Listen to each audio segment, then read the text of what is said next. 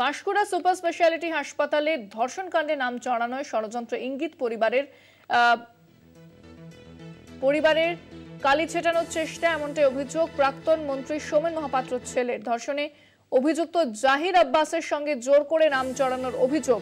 ফোনে রয়েছেন প্রতিনিধি সৌম্যজিৎ চট্টোপাধ্যায়। সৌম্যজিৎ, তাহলে এই বিষয়ে কি জানতে পারছো?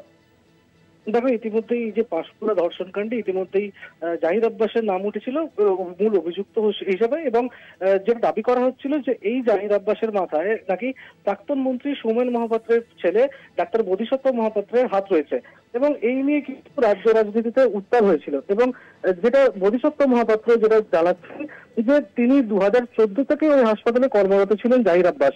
তাহলে সিএমএইচ এর হাত জাহির আব্বাসের মাথায় রয়েছে, কিংবা সিএমএইচ এর পরে রাজ্যের হাত তার মাথায় রয়েছে।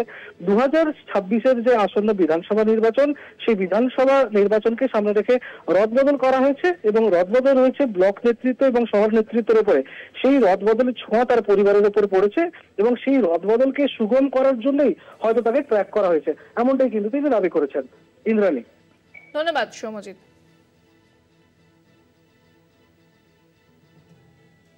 আসলে আমার মনে হয় অ্যালিগেশনটা বিরোধী নয়, যারা দিচ্ছে তারা কোনোভাবে, আমরা সাম্প্রতিককালেই দেখলাম একটা, আমার এই ব্যাপার নিয়ে বলা উচিত নয়, এক রকমের রদবদল হলো, হয়তো সেই রদবদলের কিছু কালি আর ছোঁয়া আমার পরিবারের উপরেও পড়েছে, হয়তো তার পথকে সুগম করার জন্যই আমাকে এরকম ট্র্যাক করা হয়েছিল।